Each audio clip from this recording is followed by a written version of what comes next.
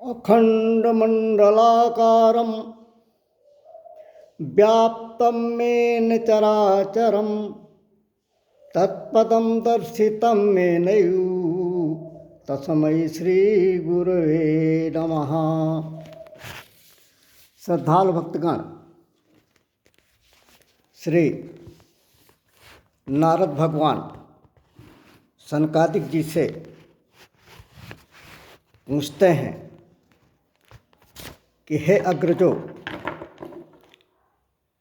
आपने धुंधकारी जी और गोकर्ण जी के परम धाम जाने की कथा वर्णित करते हुए श्रीमद्भागवत महापुराण के महत्व को पूर्णतया स्पष्ट कर दिया है। इसकी कथा वास्तव में मोक्षदायिनी है, प्राणी के लिए सर्वथा कल्याणकारी है। और हे अग्रजो, अब आगे इसके सप्ताह श्रवण की विधि क्या है, यह श्रवण कराने की कृपा करें। तब सनकादिक जी नारद जी से कहते हैं, अथ ते संप्रवक्ष्यामः सप्ताह श्रवणे विधिं सहायैर्वै शुभिश्चैव प्रायः साध्यो विधि स्मृतः। सनकादिक जी कहते हैं कि नारद जी, हम अब आपको सप्ताह श्रवण की विधि बताते हैं। यह विधि प्रायः लोगों की सहायता और धन से साध्य कही गई है। दैवज्ञं तु समाहूय मुहूर्तं प्रेक्ष्य यत्नतः विवाहे यादृशं विप्रं वित्तं तादृशं परिकल्पयेत्। पहले तो यत्नपूर्वक ज्योतिषी को बुलाकर मुहूर्त पूछना चाहिए तथा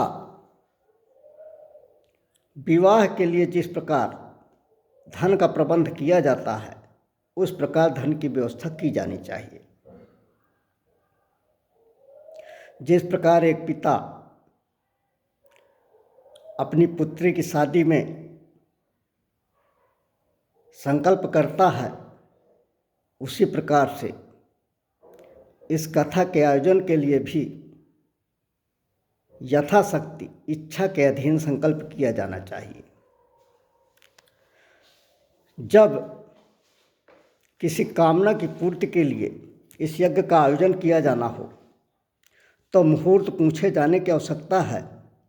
जहाँ निष्काम भाव से कथा श्रवण किया जाना हो वहाँ मुहूर्त पूछे जाने की आवश्यकता नहीं है। कथा आरंभ करने में भाद्रपद, आश्विन, कार्तिक, मार्गशीर्ष, आषाढ़ और श्रावण, ये 6 महीने श्रोताओं के लिए मोक्ष प्राप्ति के कारण हैं। इनमें भद्रा व्यतिपात योग जहाँ हों उन कुयोगों को त्याग देना चाहिए। जब कथा कथित स्थान और समय निश्चित हो जाए तो जो हरिभक्त हों, वैष्णव हों व अन्यान्य लोग पापी हों, अधोगति वाले हों, नराधम हों, उनको भी इस कथा के श्रवण के लिए आमंत्रित कर देना चाहिए। उनको सूचना भेज दी जानी चाहिए कि कथा का आयोजन हो रहा है। कथा का श्रवण किसी तीर्थ में, वन में अथवा घर में अच्छा माना गया है। जहाँ लंबा चौड़ा मैदान हो वहीं कथा स्थल रखना चाहिए। भूमि को पवित्र करना चाहिए, मार्जन और लेपन करके उसको रंग बिरंगी चौक से पूरना चाहिए। नाना प्रकार के बिछौने और आसन एकत्रित कर लेना चाहिए ताकि लोग सुविधापूर्वक आसीन होकर कथा का श्रवण करना चाहिए। मंडप तैयार किया जाना चाहिए उसे फल, पुष्प, पत्र और चांदवे से अलंकृत करें। चारों ओर झंडियाँ लगाकर तरह तरह के सामान से सजाना चाहिए। वक्ता के लिए मंडप तैयार किया जाना चाहिए। और वक्ता कैसा होना चाहिए? विरक्तो वैष्णवो विप्रो वेद शास्त्र विशुद्धिकृत दृष्टांत कुशलो धीरो वक्ता कार्यो तिन्हि स्पृहा। कहते हैं कि जो वेद शास्त्र की व्याख्या करने में समर्थ हो, तरह तरह के दृष्टांत दे सकता हो, विवेकी हो, नित्यंत निःस्पृह हो, ऐसे विरक्त और विश्वभक्त ब्राह्मण को वक्ता बनाना चाहिए। तात्पर्य यह है कि वक्ता संतोषी और विद्वान होना चाहिए। वक्ता हर की चर्चा करने में, श्रीमद् भागवत महापुराण के प्रसंगों की व्याख्या करने में समर्थ होना चाहिए। श्रीमद् भागवत के प्रवचन में ऐसे लोगों को नियुक्त नहीं करना चाहिए जो पंडित होने पर भी अनेक धर्मों के चक्कर में पड़े हुए स्त्री लंपट एवं पाखंड के प्रचारक हों। अब वक्ता को कथा से एक दिन पूर्व व्रत ग्रहण करने के लिए क्षौर करा लेना चाहिए तथा सूर्योदय के समय शौच से निवृत्त होकर अच्छी प्रकार वक्ता को स्नान करना चाहिए और संध्यादि अपने नित्य कर्मों को संक्षेप में समाप्त करके कथा के विघ्नों की निवृत्ति के लिए गणेश जी का पूजन करना चाहिए। इस प्रकार से वक्ता के लिए नियम बताया गया है। अब श्रोता के लिए कहा गया है कि श्रोता वक्ता को आसन में बिठा ले और इस प्रकार उनसे निवेदन करना चाहिए कि हे सुख स्वरूप भगवान, आप समझाने की कला में कुशल और सब शास्त्रों में पारंगत हैं। कृपया इस पावन पुनीत कथा का श्रवण कराकर मेरा अज्ञान दूर करें। फिर श्रोता को अपने कल्याण के लिए प्रसन्नतापूर्वक वक्ता के सामने नियम ग्रहण करना चाहिए और 7 दिनों तक यथाशक्ति उन नियमों का पालन करना चाहिए। कथा में विघ्न न हो, इसके लिए 5 ब्राह्मणों को और वर्ण करना चाहिए। वे ऐसे ब्राह्मण हों जो 12 अक्षर मंत्र द्वारा भगवान के नामों का जप करने में समर्थ हों। और बुद्धिमान वक्ता को यह चाहिए कि उसको कथा के प्रसंग के अनुसार वैष्णवों को भगवान के गुणों का कीर्तन सुनाना चाहिए, व्यर्थ की बातें नहीं करनी चाहिए। अब एक बड़ा ज्वलंत मुद्दा इस समय सुनने में सोशल प्लेटफॉर्म पे, सोशल मीडिया में मिल रहा है। एक विवाद यह छिड़ा हुआ है कि व्यासपीठ में यज्ञ के रूप में जब इस कथा का आयोजन किया जाना है तो व्यासपीठ में महिलाओं को, स्त्रियों को बैठना चाहिए कि नहीं बैठना चाहिए। भक्तगणों, हमारा देश यत्र नार्यस्तु पूज्यन्ते रमन्ते तत्र देवता का अनुपालक है। इस देश में, हमारे समाज में स्त्री को लक्ष्मी, दुर्गा और सरस्वती के रूप में पूजित किया जाता है। स्त्रियां सर्वथा गुणों को प्रकाशित करती हैं, परिवार के संचालन की जिम्मेदारी निभाती हैं, घर के बच्चों को संस्कार नारियों से ही प्राप्त होते हैं। अभिमन्यु और लवकुश जैसे पुत्र माताओं की दी गई शिक्षाओं के कारण ही, उनके द्वारा दिए गए संस्कारों के कारण ही तैयार होते हैं। महाराणा प्रताप, विवेकानंद और शिवाजी भी माताओं की प्रेरणा और संस्कारों से तैयार होते हैं। यह भी शाश्वत सत्य है कि पुरातन काल से महिलाओं ने सत्संग में और परिचर्चाओं में तथा धार्मिक क्रियाकलापों में भाग लिया है। गार्गी, विद्योत्मा जैसी नारियों ने शास्त्रार्थ में, सत्संग में अनेकानेक विद्वानों को पराजित भी किया है।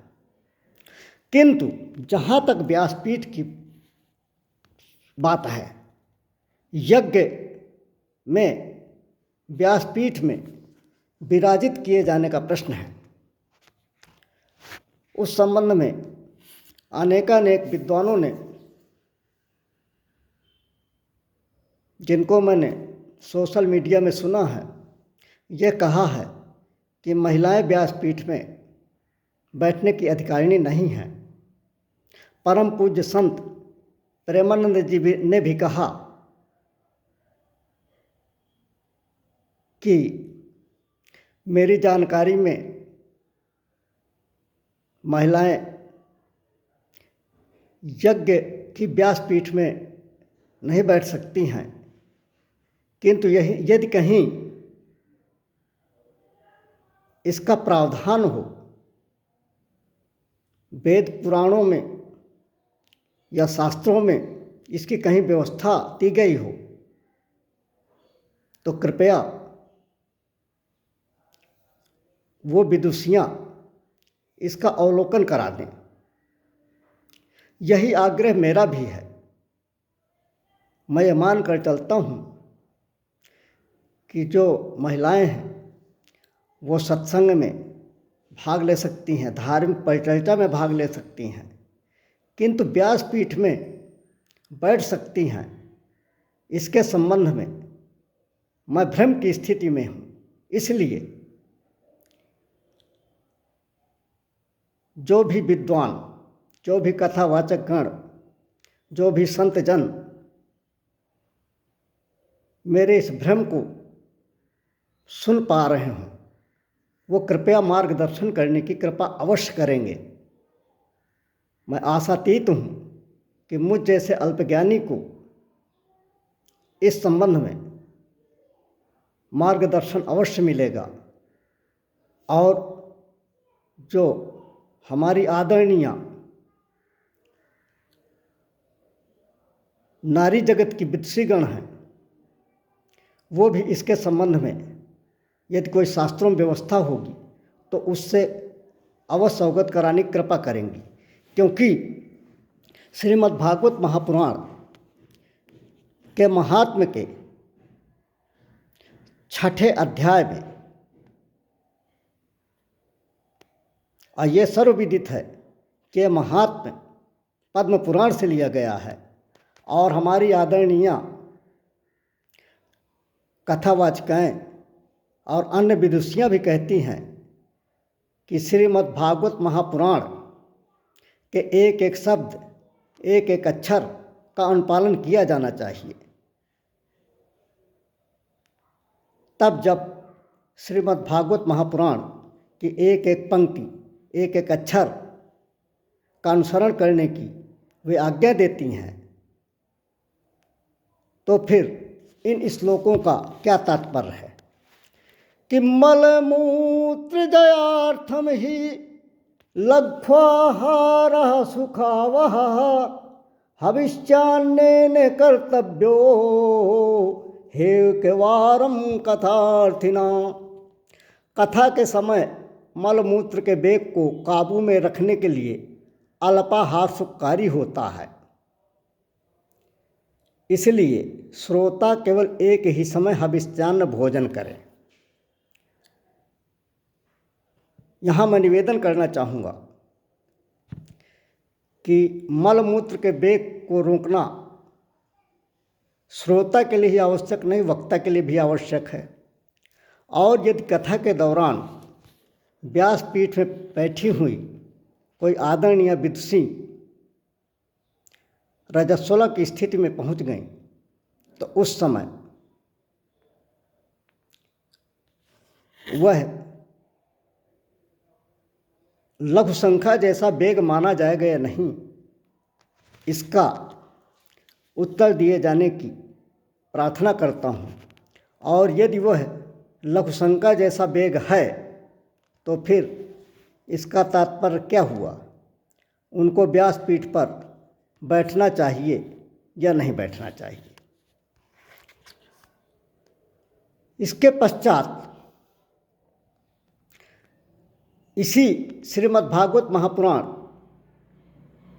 के महात्म्य के अध्याय 6 में श्लोक संख्या 49 ये कहता है, रजस्वलान् अन्त्यज म्लेच्छ पतितवाव्रात्यैकस्तथा दुज दुडवेद ब्राह्मश्च नाबदेद्यः कथावृत्ति। अब कहा है कि नियम से कथा सुनने वाले श्रोता को रजस्वला स्त्री, अंत्यज, म्लेच्छ, पतित, गायत्रीहीन द्विज, ब्राह्मणों से द्वेष करने वाले तथा वेद न मानने वाले पुरुषों से बात नहीं करनी चाहिए। अब यहाँ पर यह प्रश्न उत्पन्न होता है कि जब श्रोता रजस्वला स्त्री से बात तक ही नहीं कर सकता, तो रजस्वला स्त्री व्यासपीठ पर बैठकर महायज्ञ का आयोजन कैसे करा सकती हैं, कथा का श्रवण कैसे कर सकती हैं? यह विचारणीय प्रश्न है, क्योंकि श्रीमद्भागवत महापुराण में वक्ता की नियुक्ति के पहले ही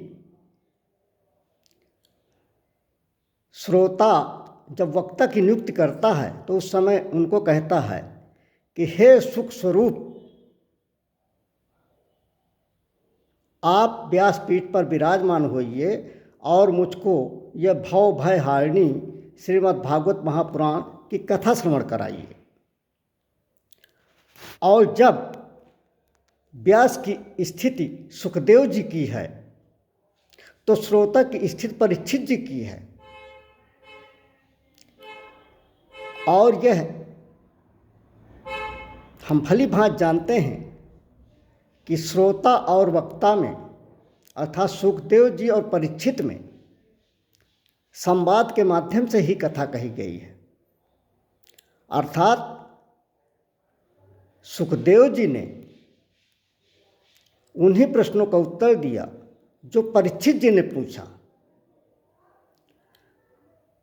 तब ऐसी स्थिति में जब व्यास पीठ पर बैठे हुए सुखदेव रूपी व्यास से परीक्षित रूपी श्रोता को संवाद ही करना है, प्रश्न ही पूछना है, तब उस समय क्या स्थिति होगी जब कोई हमारी आदरणीय देवी जी व्यासपीठ पर विराजमान हैं और वो रजस्वला हो जाती हैं। तब ऐसी स्थिति में तो परीक्षित को जो श्रोता के रूप में बैठा है उसको मौन हो जाना चाहिए, वो प्रश्न ही नहीं पूछ सकता। ऐसी स्थिति में मैं बड़े भ्रम की स्थिति में पड़ गया हूँ कि क्या आदरणीय विदुषी नारियां इस महायज्ञ की, इस श्रीमद् भागवत महापुराण के साप्ताहिक यज्ञ की व्यासपीठ में बैठने की अधिकारिणी है नहीं। कृपया सुधीजन इन दोनों श्लोकों के, श्लोक संख्या 40 और श्लोक संख्या 49 का भली भांति अनुकरण करते हुए, अध्ययन करते हुए, परिशीलन करते हुए मेरा भ्रम निवारण करने की कृपा करेंगे। तो इस प्रकार से आगे अब सनकादिक जी कहते हैं नारद जी से कि जब व्रत की सब विधियों का पालन हो जाए, 7 दिन में कथा पूर्ण हो जाए, तब फिर उद्यापन करना चाहिए और श्रोताओं को भक्तिपूर्वक पुस्तक और वक्ता की पूजा करनी चाहिए और श्रद्धानुसार यज्ञ है चूँकि, इसलिए दक्षिणा दी जानी चाहिए। फिर कम से कम 12 ब्राह्मणों को खीर और मधुवाद उत्तम उत्तम पदार्थ खिलाने जाने चाहिए तथा व्रत की पूर्ति के लिए यथाशक्ति गौ और सुवर्ण का दान आदि करना चाहिए। श्रीमद् भागवत की पोथी देनी चाहिए। वस्त्र आभूषण गंधाद से पूजन करके जितेंद्रिय आचार्य को दक्षिणा समर्पित की जानी चाहिए। इस प्रकार से सनकादिक ने नारद जी से श्रीमद् भागवत महापुराण के साप्ताहिक यज्ञ की विधि का अनुश्रवण कराया है। मेरा पुनः विदुषी महिला वाचकों से और विद्वान कथावाचकों, संतों और विद्वानों से पुनः निवेदन है कि जो मेरे मन में एक भ्रमपूर्ण विचार उत्पन्न हुआ है कि महिला कथाकार व्यासपीठ में, यज्ञ की व्यासपीठ में बैठकर श्रीमद् भागवत महापुराण का श्रवण करा सकती हैं या नहीं, के संबंध में समाधान करने की कृपा करेंगे। बोलिए श्री कृष्णचंद्र भगवान की जय, लाडली राधा जी की जय, भगवान सीताराम चंद्र जी की जय। धर्म की जय हो, अधर्म का नाश हो, प्राणियों में सद्भावना हो, विश्व का कल्याण हो। हर हर महादेव।